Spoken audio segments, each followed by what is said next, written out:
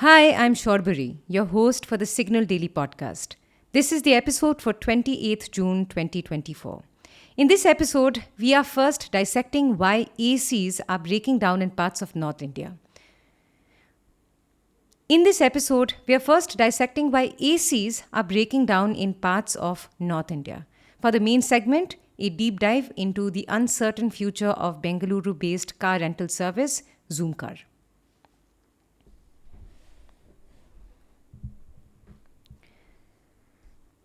The less said about this cruel summer, the better. It's been so blisteringly hot in North India that bats and birds are all dropping like flies. Humans aren't spared either. The heat wave has claimed around 150 lives.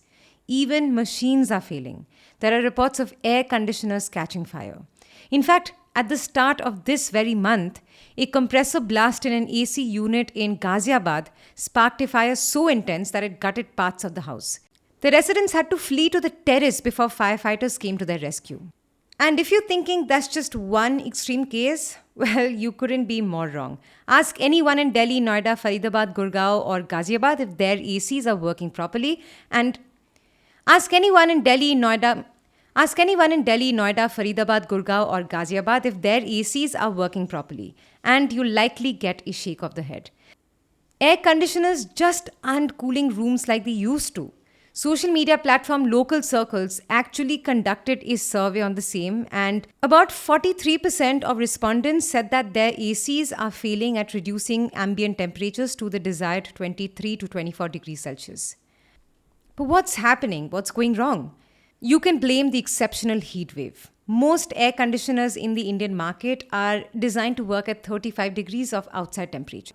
But as per a report in the Economic Times, efficiency of ACs take a fall by 40% when outside temperatures is higher by 5 to 7 degrees than the product's standard operating ambient temperature.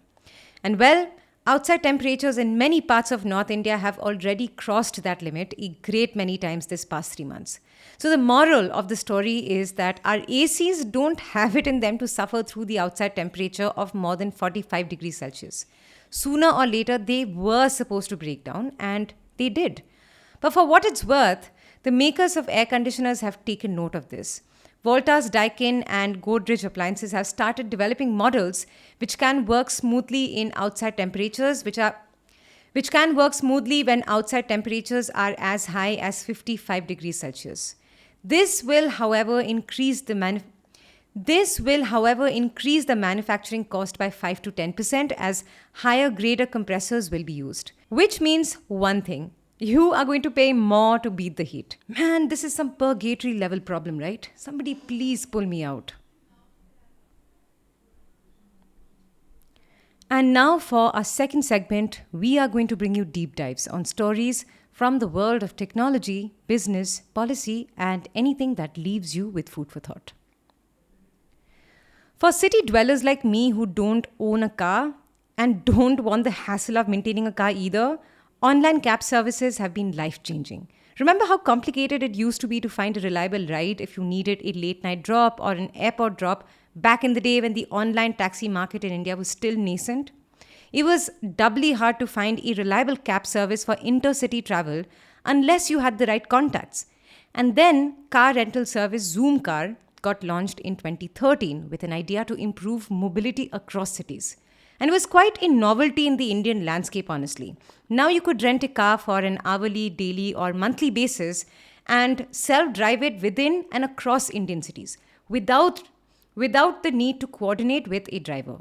And do remember that Ola and Uber launches were still months away at this point of time, and in any case, they didn't start intercity rentals until years later. So Zoomcar not only had a head start, but also had good capital backing. It had raised $264 million in 24 rounds of funding from investors like VC firm Peak 15, Ford and Mahindra, and other angel investors as well. Cut to 2024, this Bengaluru-based company is zooming into a rocky path.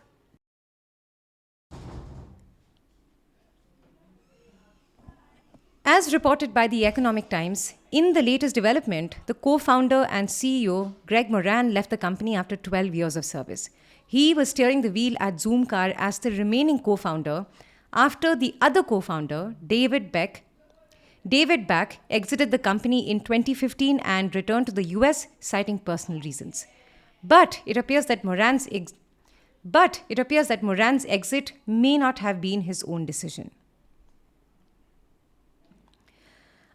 According to a filing with the US Securities Exchange Commission, or the SEC, the company said that he was terminated from his role and will resign from the board of directors as well. In his stead, the board has appointed Hiroshi Nishijima, the company's chief operating officer, as the interim chief executive officer. But this development comes at a very inopportune moment for the company when it's draining money and facing regulatory scrutiny around the market price of its NASDAQ-listed shares and revenue projections. As the ET reported, it's on the verge of being delisted from the US-based stock market exchange for failing to satisfy continued listing standards. The company has been trading below $1 for a long period. Ideally, for safeguarding measures, the stock must have a minimum initial bid price of $5 and must later remain at or above $1.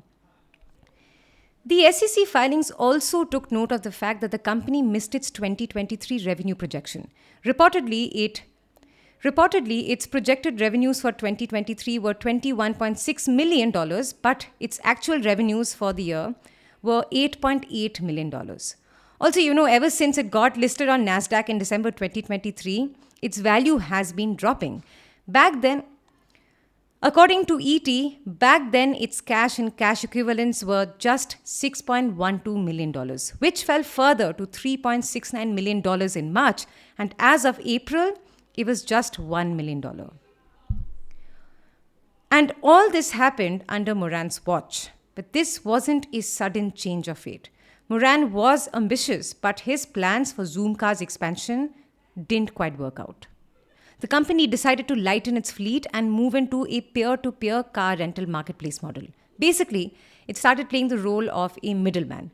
It would connect private car owners who wanted to rent out their cars to those who wanted to book rented cars. At the same time, it also extended its services to other countries during the pandemic period. It was around this time that customers also started complaining about Zoomcar's services. If you do a quick search right now, there are more negative than positive reviews about its services. There are too many unresolved disputes and grievances. So this obviously didn't bode well for the company, whose main revenue would come from a percentage of the booking value. Because now, without a dependable fleet, it would need to add more. Because now, without a dependable fleet, it would need to add more hosts to make more money. But then, here's another catch. Renting out private vehicles for self-driving or commercial purposes is actually prohibited in India. Any commercial vehicle needs to have a yellow number plate. So technically, Zoomcar cannot facilitate transactions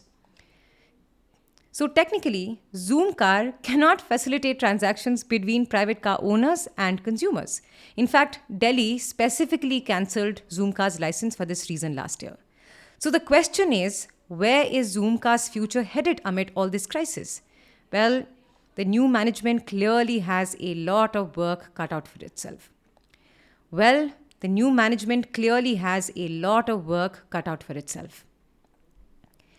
If you like listening to The Signal Daily, please show some support. Rate us and review us on Apple Podcasts and Spotify. We'd love to hear what you have to say about this podcast. So feel free to shoot an email at shorburi@thecore.in.